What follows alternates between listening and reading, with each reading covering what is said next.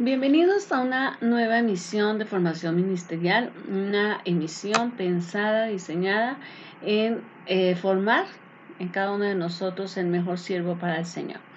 Indudablemente Dios nos da dones, nos da una unción, nos da un trabajo específico, un grupo de personas para trabajar, una carga por los diferentes segmentos en los que pudiéramos estar. Nos pone dentro del cuerpo de Cristo para hacer su voluntad. Pero es nuestra responsabilidad formarnos, es nuestra responsabilidad, como decía Pedro, prepararnos para dar buena defensa de nuestra fe. Y bueno, cada uno desde su ministerio.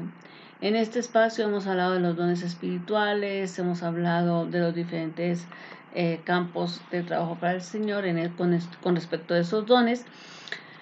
Tocamos el ministerio familiar, que creemos que es el primer y gran ministerio que debemos tener en cuenta. Nosotros, antes de pensar que si estamos en un campo, que si somos pastores, que si somos líderes de alabanza, que si somos diáconos en la iglesia local, debemos pensar que nosotros tenemos un trabajo en nuestras familias y que Dios nos va a pedir cuentas de ese trabajo.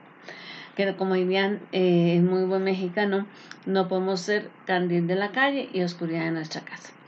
Y bueno, viendo esto, pues también nos tenemos que dar cuenta que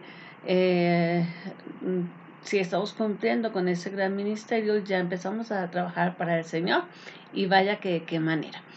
Luego vimos el ministerio de la intercesión, un ministerio que sirve de una columna vertebral para sostener en las rodillas de los intercesores otros ministerios, otras áreas ministeriales que son importantes.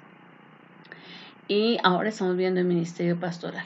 Pero el ministerio pastoral abarca una gran cantidad de cosas, y pues hemos tocado lo que es la homilética, lo que es la hermenéutica para interpretar correctamente la escritura y poder sustentar correctamente un sermón. Pero pues no es solamente el trabajo del pastor hacer estas cosas. Luego vemos una serie de puntos prácticos sobre el trabajo pastoral, sobre esa parte del trabajo pastoral en la que cada uno de nosotros, o cada uno de los que han sido siervos del Señor y han trabajado como pastores, se han dado cuenta que resulta un poco complicado esas áreas prácticas de ese trabajo, ¿no? Cómo atender, cómo formar un equipo, cómo hacer ese tipo de cosas que no es tan fácil, y que bueno, es importante recibir formación. Y ahora estamos viendo esta parte de la terapia psicoespiritual, de la consejería pastoral desde el enfoque psicoespiritual, y les decía que es como si tuviéramos por un lado el ministerio pastoral, por otro lado el ministerio de la consejería. En las pequeñas iglesias estos dos ministerios están juntos, y en las grandes iglesias generalmente el ministerio de la consejería es uno y los pastores pues se desempeñan en otras áreas. En todo caso, sea como sea, el pastor siempre va a tener que estar dando consejos. Y también, si tú no eres pastor y simplemente eres un creyente de que hasta ahora estás empezando a formarte, pues vas a aprender que siempre al cristiano le va a tocar estar dando consejos, ¿no? Esa es parte de nuestro trabajo, que esa es parte de nuestro saber ser la sal de la tierra, ¿no? Porque cuando la gente empieza a ver cosas diferentes en nosotros, pues empieza a querer, pues bueno, de alguna manera pedirnos una orientación, porque justamente ven esa parte diferente. Y bueno, al hablar de terapia psicoespiritual, nos enfocamos en el capítulo, en el último capítulo del Evangelio de Lucas, donde se está hablando de Lucas 24, 13 al 35. Es un segmento de la escritura donde nos hablan de estos jóvenes que van camino a Emaús y donde el Señor se acerca. Y partiendo de ahí, pues hemos hablado de diferentes estadios, de diferentes etapas donde el consejero se acerca. Y veíamos primero que hay una fase inicial donde justamente en esa situación en que están estos jóvenes, pues Cristo se acerca a ellos, camina a su lado, no camina detrás, no camina adelante, y hablábamos de cómo se sentían esos jóvenes y cómo se hace el acercamiento pastoral, entendiendo que es diferente a lo que sucede en la terapia laica. Luego vimos en la fase de duelo y entonces decíamos, sí, o sea, todo el mundo tiene como conceptualizado aquello que el duelo solamente es una pérdida y es por la pérdida de un ser querido, por la pérdida de algo significativo, pero si nosotros nos detenemos a pensar cuando una persona, por ejemplo, tiene un problema matrimonial que ha perdido tal vez la unidad matrimonial, tal vez ha perdido el amor o tal vez ha perdido el respeto y siempre que se origina un problema humano es porque hemos perdido algo y por eso estamos ahí. Entonces, hablando de la fase de duelo, pues hablamos de cómo se sentían estos jóvenes en su interior y también vimos cómo se hace el acompañamiento. En la sesión pasada hablamos de cómo crear esperanza y entonces hablábamos de que el ser humano es un ser creado, diseñado por Dios para necesitar creer en algo. Por eso el hombre necesita tener comunión con Dios porque Dios es su esperanza. Y fuimos diseñados para tener una relación con Dios, una relación de amor y de alabanza con Dios.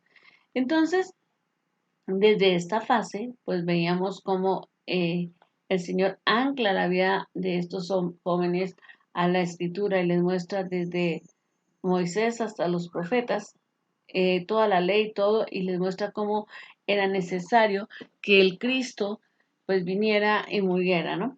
Y lo hace de esta manera. Entonces, hoy pues nos corresponde la fase que podríamos llamar fase de festejar la cercanía de Dios. Ah, no es algo que nosotros no hayamos vivido. Creo que los cristianos pasamos en general por esta fase en algún momento de nuestra historia. Pero vamos a ver qué está pasando en aquellos jovencitos, en aquellos discípulos, no sé qué tan jóvenes eran, pero en aquellos discípulos que estaban ahí, que estaban caminando, que estaban huyendo de Jerusalén porque su líder, el que ellos creían que sí iba a reinar, había muerto. Y aunque las mujeres habían dicho que había resucitado, ellos no traían esa convicción en el corazón. De hecho, ellos estaban huyendo hacia Emmaús. Eh, y dentro de su interior, después de que los jóvenes le dicen al Señor, quédate, ¿no? Quédate con nosotros, ya está oscuro, ya quédate, entra en nuestra casa, comamos y quedémonos acá, ¿no? Y entonces cuando ellos lo invitan a entrar a la casa, este acto de instalarse, de quedarse, manifiesta la iniciativa eh, de avanzar, de dar un paso hacia establecer una relación ya permanente con el acompañante. O sea, ahí es donde el aconsejado dice, ok, quiero que estés presente en mi vida. ¿No? Ya el consejero ha atravesado varias barreras.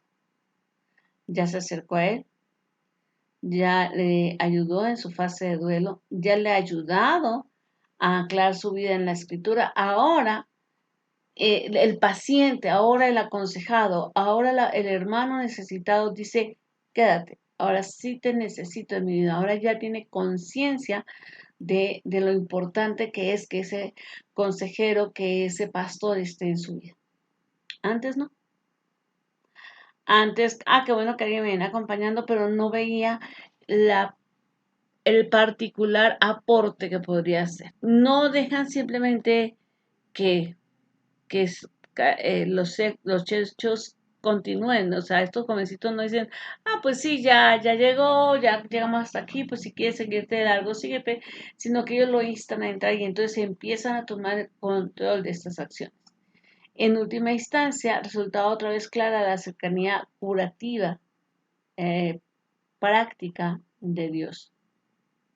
Parece como si la palabra quisiera decir la certeza más profunda, más real de que Dios está con nosotros no se experimenta en definitiva, sino hasta allí, donde se informa cómo sucede la vida de ellos y cómo la vida de ellos está en Dios. O sea, el consejero lo ha llevado a través de la escritura y le ha anclado su vida y es allí donde dice, ah, caray, Dios está en mi vida.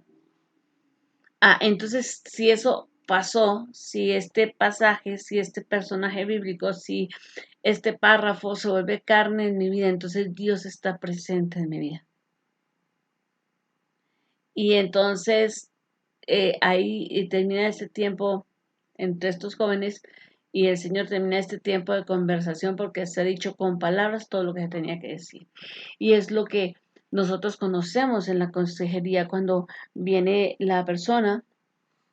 Cuando la persona está con nosotros, cuando nosotros nos hemos acercado al aconsejado, le hemos hablado, le hemos ayudado a precisar los sentimientos que tiene la pérdida, lo que ha aprendido de esa pérdida, lo que no puede rescatar. Y entonces es en ese momento donde podemos enganchar su vida, como les decía la sesión pasada, a la palabra y entonces hacerlos que aterricen sobre algo más fuerte que el mismo consejo o que la misma empatía en algo que es eterno como la palabra de Dios.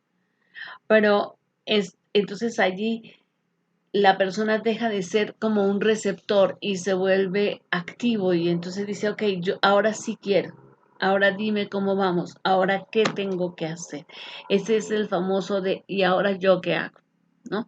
Porque ya te invita a, y de repente te puede llamar y decirte, oye, sí, gracias por todo lo que has hecho por mí, pero fíjate que en este momento tengo esto y quisiera hablar contigo porque ya hay ese nexo, porque dentro de del interior las personas ya han entrado en esta fase de esa comunión. Cuando los jóvenes de Emaús se juntan para la comida comunitaria con el Señor Jesús y pues ellos dos, se basan en la práctica, en la acción de Jesús y la comunión que él estableció, es decir, como, como que de aquella parte de dolor y teórica llegan a ese lugar que es la mesa, donde el convivir con Cristo les sana, donde el convivir con Cristo te abre los ojos y dices, sí es Él, donde empiezas a ver, dicho de otra manera, a Cristo en tu vida. Cuando nosotros estamos aconsejando y engarzamos la vida de alguien con la palabra de Dios, llega un momento en que la persona toma esa conciencia y es cuando no solamente acepta, te acepta o me acepta a mí como consejero, nos aceptan como consejeros, sino que además reconocen la presencia de Dios. Hacia allá debemos caminar. Vuelvo y digo, esto no sucede en una sesión ni en dos sesiones. Por eso esas consejerías express a veces se tienen que dar porque, pues bueno, así es la naturaleza humana y hay que apagar un incendio. Pero en realidad nosotros como servidores de Dios deberíamos entender que esto es un proceso que requiere tiempo, que requiere consagración y que requiere que lleguemos a esa parte en las personas donde las personas se sienten en comunidad, se sienten acogidas en un seno que los protege para poder entonces decir, estoy sintiendo la presencia de Dios. Es esa parte práctica del Evangelio. Él está allí en Jesús, ¿no? O sea, está siendo representado, nuestro Dios está ahí en esa mesa comunitaria en el que lo habían puesto todo, ¿no? O sea, el joven, los jóvenes en ese momento ven a Dios a través de ese Jesús que en este momento desaparece, entre otras, para decir, sí estaba con nosotros. Él vive. Ellos se dan cuenta que Cristo está vivo. Ahora no es lo que las mujeres dijeron o lo que otros discípulos dijeron, sino que ellos se dan cuenta que tienen a un Cristo vivo. Y entonces ellos también ahora son nuevos a la vida, ahora tienen un enfoque diferente, ahora saben que sí hay esperanza. Acaba entonces de caerse la venda de los ojos de ellos, esa venda que estuvo todo el tiempo, y que no les permitió darse cuenta que el que caminaba con ellos durante todo el camino a Maús era el mismo Cristo. Él se ha convertido ahora en su camino. Es ahí en la comida donde se dan cuenta que no solo les había acompañado, sino que todo el tiempo habían avanzado hacia Él. O sea, cuando ellos se quejaron, cuando ellos se dolieron, cuando ellos le dijeron, ¿cómo? Ni siquiera que está, que, ¿de dónde vienes? Pues que no te has enterado de esto. Y donde el Señor empieza a hablar desde la ley hasta los profetas, no solamente han caminado, sino han avanzado hacia esa comunión, hacia ese encuentro con el Señor. Ahora han llegado, ¿verdad? Ahora están en Emmaus, ahora se sintieron a la mesa y ahora vieron a Cristo, le reconocieron y ahora se ha ido. La cercanía a Cristo ha llegado a su punto, a un punto donde son uno ellos con Él y Él con ellos. Ahora ellos dicen, la palabra ardía en nuestro corazón. Claro, Él estaba con nosotros, Él es ahora dentro de nosotros. En el momento en que se parte el pan, que ha sido ya bendecido, entra en una comunión material precisamente con el Señor. Entonces la comida se convierte en una fiesta de cercanía de Dios.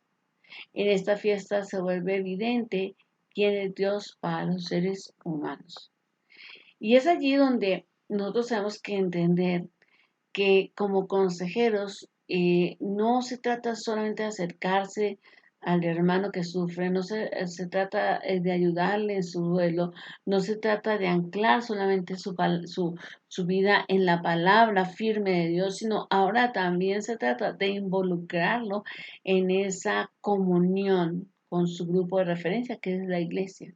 No, no, la persona sola no se puede sanar, es ahí dentro del grupo de la iglesia, es ahí dentro del cuerpo de Cristo donde hay una práctica fundada de la comunidad de Jesús prepascual, que es antes de la Pascua. O sea, ellos habían sido un grupo antes de, de partir, de tener la última cena. Y entonces es allí donde ellos se dan cuenta, ok, esa comunidad con la que parten el pan, donde se lava los pies de los discípulos, ¿sí? Esa práctica donde Jesús está con ellos y que va a continuar entonces más allá de la muerte, más allá del Gólgota. Es decir, tenemos un Cristo entonces atemporal, espacial, porque no solamente se quedó allí, no solamente de una enseñanza allí, sino que trasciende. Eso es lo que están descubriendo estos jóvenes. Entonces, es el mismo Cristo que estuvo con nosotros ahí en la cena pascual. Es el mismo que se sentó, allí bendijo el pan, aquí bendijo el pan. Y es lo que nos pasa, no es cuando nosotros experimentamos, sí, o sea, yo ahora quiero a Dios porque ya hubo un consejero que me ayudó a entender toda esta dinámica de mi sufrimiento, toda esta dinámica de mi falta de esperanza y cómo ese consejero ancló mi vida en la palabra y entonces ahora necesito, ¿sí? Necesito estar en esa mesa comunitaria donde el Señor trae sanidad, donde el Señor se mueve en la alabanza, donde el Señor se mueve en la palabra, donde se nos está dando el alimento espiritual. Y entonces es allí donde nosotros queremos estar en la iglesia, porque ahora somos la iglesia. Y eso es muy importante, que hasta allí llegue el consejo. Que no nos quedemos simplemente encerrar nuestro archivo de la persona que aconsejamos y decir, bueno, después le doy seguimiento, sino que podamos estar ahí con ellos, estar ojalá en el mismo culto en que ellos están y poder nosotros a lo mejor abrazarlos durante la alabanza o a lo mejor poder voltear mientras que está el predicador hablando y mirarlo con compasión o mirarla con aceptación y ayudarle a entender con una mirada dulce que esta palabra también es para ti. Aquí está el Señor, está partiendo el pan. ahora somos uno, ahora eres parte de toda esta iglesia, ahora Cristo está en ti, ahora Dios está hablando desde dentro de ti. No necesitas no simplemente vas a ver el dedo de Dios escribiendo tu historia, Él es tu historia. Aparentemente era recuerdo simbólico del momento en que Cristo bendice el pan y lo reparte con sus discípulos, este recuerdo simbólico de la praxis o de la práctica de Jesús, lo que producía la certeza para ellos que Él había resucitado. Cuando Él parte el pan, dice, era el Señor y nos acompañó por el camino de la vida, nos acompañó por el camino de salvarnos, por este camino de Maús. Esta experiencia de comunión lleva el proceso de curación desde la ceguera que tenían de no poderlo reconocer y la tristeza a un punto mucho más alto de comunión. Y es lo que nos pasa. Al final decimos que todos los sufrimientos, todas las cosas por las que pasamos, ¿sí? Nos acercan a ser más como el Señor, ¿no? Si nosotros recordamos Romanos 8, 28 y 29 dice justamente eso, ¿no? A los que aman a Dios todo les sirve para bien, ¿no? Esto es conforme al propósito al que han sido llamados, porque fuimos llamados para parecernos al Señor, para ser formados a la imagen de Cristo. Entonces, en cada sufrimiento, el hecho de pasar por todo este proceso, al final no solamente yo tengo a Cristo en mi corazón, no solamente estoy viendo cómo Cristo obra en mi vida, sino que a través de todo este proceso de sufrimiento y de aconsejamiento pastoral, estoy pareciéndome a Cristo. Y se trata de eso. La consejería se trata de que tú ayudes a tu aconsejado a que se parezca cada día más a Cristo. No es una cuestión que pueda hacerse en una sesión de 2 horas. Se requiere tiempo, amor, paciencia, dedicación y organización para hacerlo. Ahora, como siempre hemos hablado de un método de acompañamiento y aportación desde la psicología pastoral, desde cómo servimos desde ahí, ¿no? Bueno, el acompañamiento en la pastoral, en la práctica o consejo espiritual según el modelo de Maús, no puede pasar de largo respecto al conocimiento y a las experiencias de las primeras comunidades cristianas. Si yo quiero ayudar a alguien desde un punto de vista bíblico, no puedo basarme simplemente en la última técnica psicológica. Tengo que remitirme a la historia de la iglesia, a ver cómo funcionó Dios, cómo Cristo se manifestó en la primera iglesia, ¿no? Cómo se sanaba, cómo se acompañaba, cómo se partía cómo se convivía, cómo resolvíamos los conflictos, cómo la gente en medio de la persecución oraba para que se les diera de nuevo. Todo eso hace parte entonces ahora de poder empezar un proceso de sanidad. ¿Que a dónde conduce? Pues en definitiva al encuentro con uno mismo en primer lugar. O sea, las pruebas no son situaciones donde el Señor nos va a conocer, es donde nosotros vamos a conocer cómo nos sentimos respecto de Dios, ¿no? Dios ya nos conoce, Dios ya sabe cómo somos, pero al final cada situación difícil, cada desierto, cada prueba, cada poda, incluso cada zarandeo, cuando vamos acompañados, cuando somos acompañados por un pastor, cuando somos acompañados por un consejero bíblico, entonces nos lleva primero a conocernos a nosotros mismos, ¿de acuerdo? Eh, y y al último paso de la sanidad, de la curación de la tristeza y la ceguera, que nos quita esa venda de los ojos y nos ayuda a retomar un camino de gozo que se da en donde, en la iglesia, en la comunidad con el Señor, en poder recibir la palabra dentro del cuerpo de Cristo. Por eso no es lo mismo que yo vea en la 1440, que yo escuché en la 1440, que yo vea en Enlace, que yo vea, todo eso me ayuda sí, me edifica sí, pero el proceso de sanidad indudablemente se realiza dentro de tu iglesia,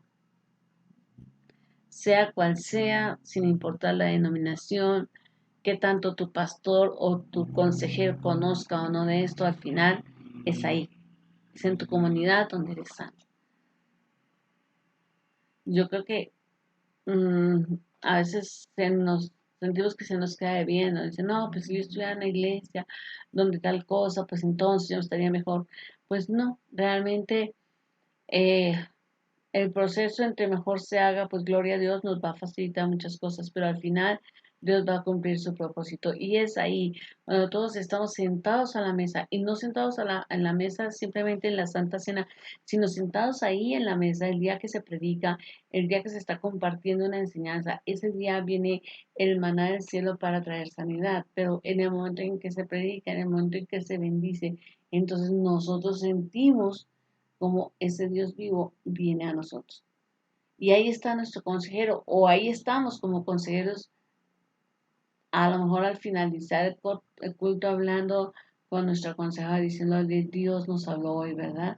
Si te das cuenta que Dios está interesado en ti, fíjate la predicación que hoy te aportó esto, y entonces partimos el pan delante de él, ¿verdad?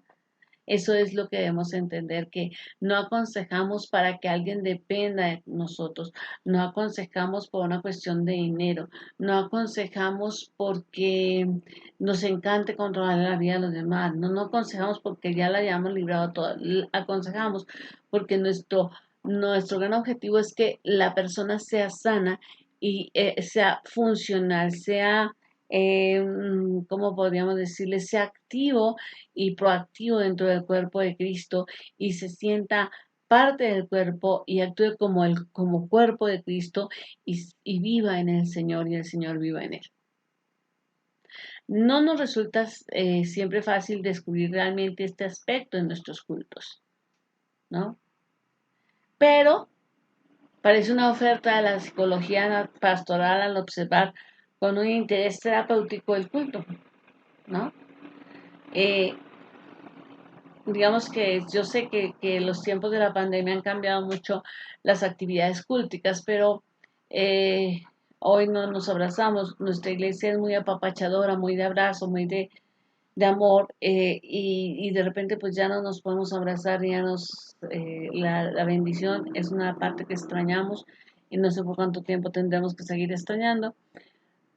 Pero sí, el culto es esa parte donde el Señor se está moviendo tan fuertemente desde el momento en que nos saludamos, en el momento en la alabanza, donde de repente ves al hermano o a la hermana que está quebrado y tú puedes ir a orar por él, o puedes ir a darle un abrazo, o puedes ir a estar junto de él y a decir, Señor, no sé cuál es su problema, pero yo estoy aquí dispuesto.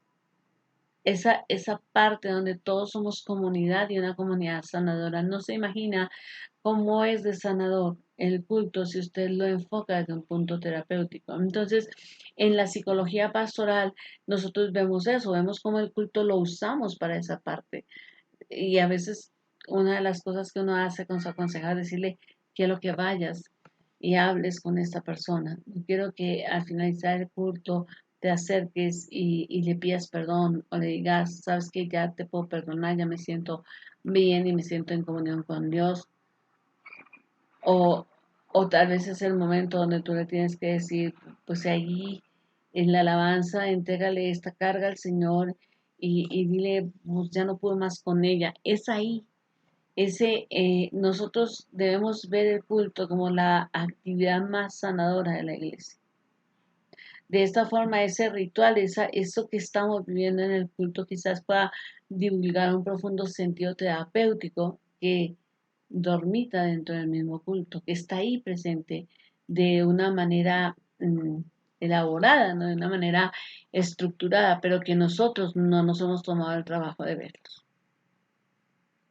En esta parte donde nosotros estamos ya yendo más allá de crear esperanza y trabajando esta parte comunitaria, esta parte a ver, tú aconsejado, tú que ya sabemos que perdiste, que ya hemos podido fundamentar tu vida en la palabra, tú aconsejado, hoy estás explorando y deleitándote de la vida de la iglesia, de las actividades, del culto. ¿no? De ese tiempo de alabanza, de ese tiempo de oración, hoy ya te está reestructurando, ¿no? En este apartado, por consiguiente, el poder curativo de los símbolos de la fe, como la oración, la comunión, la alabanza, todo esto, da que pensar como en el culto a Dios, ¿no? O sea, es como que ya empezamos a tener, empieza a tener un sentido, que es una alabanza, por ejemplo, en el espíritu, ¿no? Donde tú dices, estoy destrozado, ya perdí la esperanza, no me siento bien, me dijeron que yo podía estar perfectamente como un David, me mostraron la cueva de Adulán, yo reconozco que sí en este momento estoy más que perdida, perseguida y angustiada, pero como David, Señor, yo cierro mis ojos y te alabo simplemente porque eres Dios y por tu poder, aunque no lo vea en mí. Y entonces es en esa praxis donde, o en esa práctica donde se recuerda, se repite y se elabora según Freud. Es ahí, por eso en la alabanza, por eso en el culto, nosotros sentimos, después salimos como, les digo, como trapos viejos, ¿no? Así, como me quiero ir a descansar a mi casa. Aunque en el resto de la semana hayamos trabajado mucho, no llegamos tan mm, tan sin fuerzas como en un culto, porque todo aquello que pasamos en el culto nos ha ido quitando carga. La palabra se ha hecho vida, la adoración se ha hecho fortaleza, los ríos de agua viva no sabemos cómo salieron, pero salieron. Y entonces Freud diría que nosotros ahí recordamos, repetimos y elaboramos, es decir, hicimos nuestro proceso terapéutico. Las historias, las crisis de vida, junto con todas las experiencias de la cercanía con Dios, están haciendo su clima en el culto. Por eso no es posible que nosotros podamos simplemente decir, le di un buen consejo, pero ya no sé si la persona viene al culto, a qué culto viene. Cuando las iglesias son muy grandes, no sabemos dónde está la persona, así no funciona. La sanidad implica cercanía. En este punto llega a ser inmensamente claro que el acompañamiento curativo, según el modelo de Mauss, supone el conocimiento de ese idioma extranjero que, según Eric Fromm, debería aprender sin falta cada ser humano, el lenguaje de los símbolos, ¿no? Cuando él enseña a la gente a meterse en los ríos de alabanza, cuando yo le puedo decir, o sea, puedes sentir, ¿no? Como dice la canción, ¿no? La alabanza viejita, ¿no? Sé que estás aquí, no te puedo sentir muy dentro de mí. Aunque mis ojos no te puedan ver, yo puedo saber que estás aquí, yo puedo saber que me estás quitando la carga. Hace muchos años, una hermana de la iglesia, yo era una persona muy nueva en la fe, había tenido problemas con su hija. Cuando yo la conocí, a su hija ya ella se había convertido, pero antes de su conversión había sido una chica muy difícil y muy rebelde. Y entonces había un pastor que había estado así en este proceso de cercanía, anclando su vida, ayudando a esta mujer, porque además era mamá soltera, entonces pues no tenía ningún otro apoyo. Y este pastor había estado trabajando muy de cerca y la chica cada día peor. Entonces un día su mamá mm, lo llama y llega este pastor a quien yo amo y respeto muchísimo y a quien le debo mucho de mi formación como consejera. Y entonces llega y le dice esta hermana, pues así están las cosas, o sea, hoy ya casi me quiso pegar, así, esta muchacha está mal. Y él le dice, bueno, vamos a hacer algo, cierra tus ojos y, y vas a ver al buen pastor, vas a ver, al, vas a cerrar los ojos y vas a ver a Cristo como ese buen pastor que viene y agarra a tu hija y ponla sobre los hombros de ese pastor.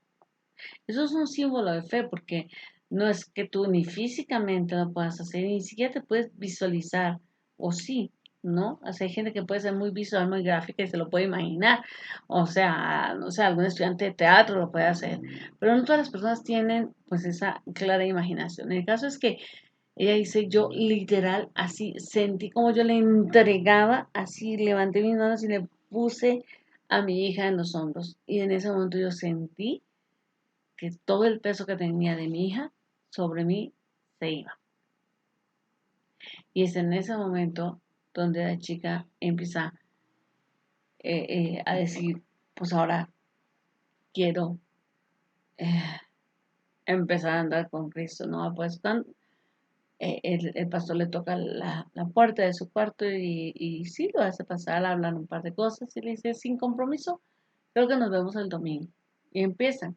Ahora, en la observación psicológica y pastoral de los símbolos de la fe se vislumbra que es inherente a ellos un poder curativo decisivo, es decir, inclusive los médicos laicos dicen, es que las personas que tienen fe, que oran, más rápido se pueden sanar.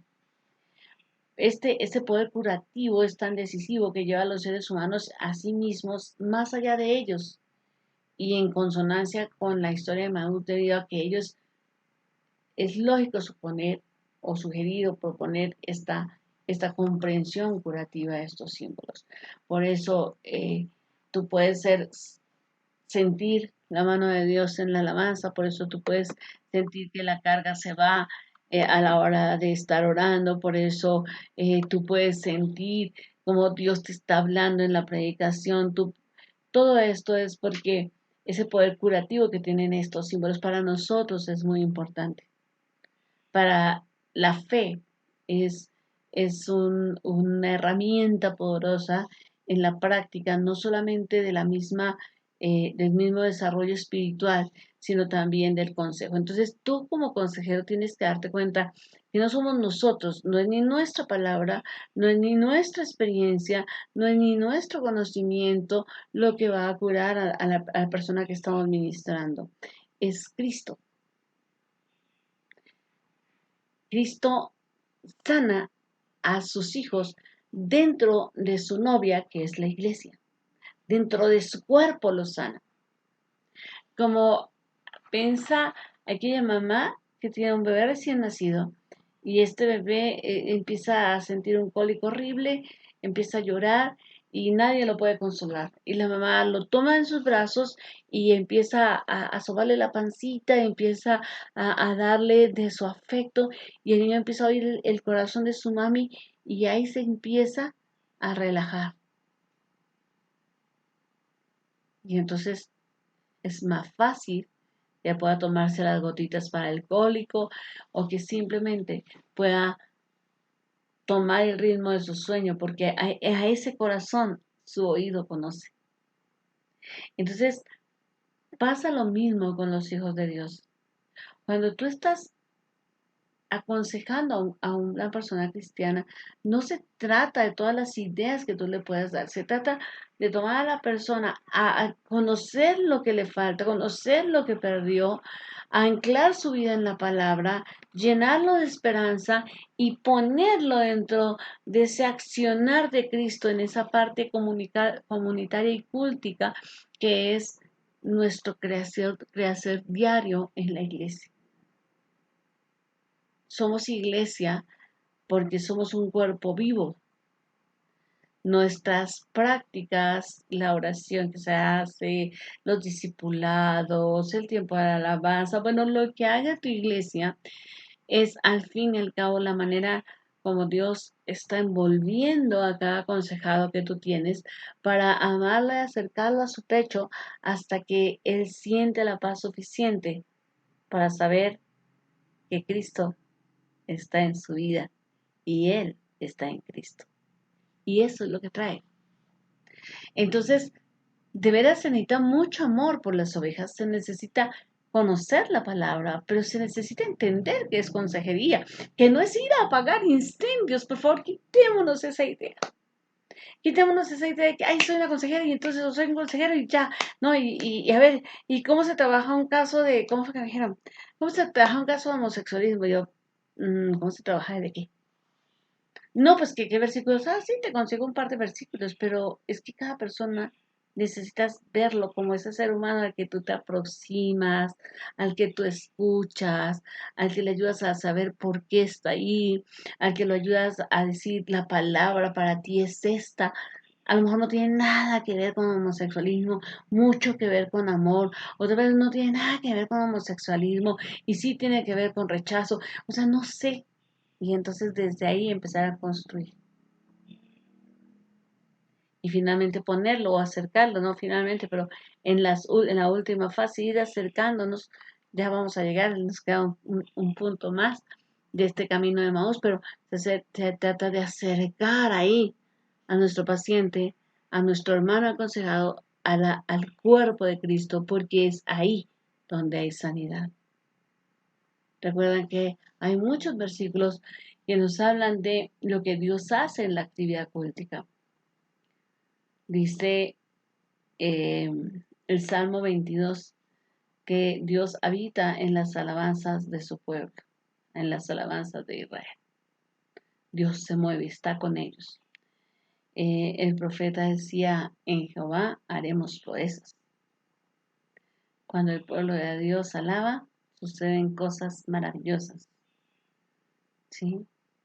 Cuando el pastor predica, siembra, sana, restaura, enseña, entrena. Entonces, ¿recuerdan aquella casi última enseñanza de Salomón? Las palabras de un pastor quedan como puntilladas, como clavadas en el corazón. Y eso trae sanidad. Entonces, no es solamente lo que un consejero un día iluminado dijo y dio, es envolver a la gente hasta ponerla en la iglesia. Ha sido toda una bendición estar con ustedes en este día. Les mando un gran abrazo. Recuerden que en la descripción de este video también hay otro link que le pueden permitir ver otros videos relacionados con este tema. No olviden, siempre les pido esto, por favor déjame ahí un like, comparte este video, si quieres suscríbete a este canal, ayúdanos a extender este trabajo y por favor todos tus comentarios ahí puedes dejármelos al final del video, no necesitas estar de acuerdo conmigo. Es importante cuando alguien lee tu comentario también puede decir, sí, este hermano tiene más razón y la señora se equivocó aquí o lo que sea, y está bien, se trata de todo esto. Y bueno, si tú quieres una comunicación más privada, puedes enviarla por mi WhatsApp, que es 55 18 50 86 27, o por mi correo yolandacopete@yahoo.com.mx, o me puedes contactar por Facebook Yolanda Copete. ¿Y por qué? Porque a veces la gente dice, mira, tal vez no quiero opinar sobre lo que dijiste, pero sí me interesa conocer qué piensas de X tema o me gustaría consultar esto o preguntarte esto que es para mí muy privado y no quiero dejarlo en los comentarios, entonces hazlo de esa otra manera. Nos vemos el próximo martes a las 12:30.